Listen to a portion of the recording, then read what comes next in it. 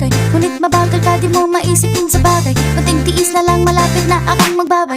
Ano ka ba naman? Ganyan-ganyan na lang. Wala ka lang alam gawin kundi magparamdam. Hindi ko na alam, ano pa dapat ang iisipin ko o dapat ba na wag na lang. Tuwing gabi ka lang nagte-text, tumagay message ko walang effect. Oo, nag-aantay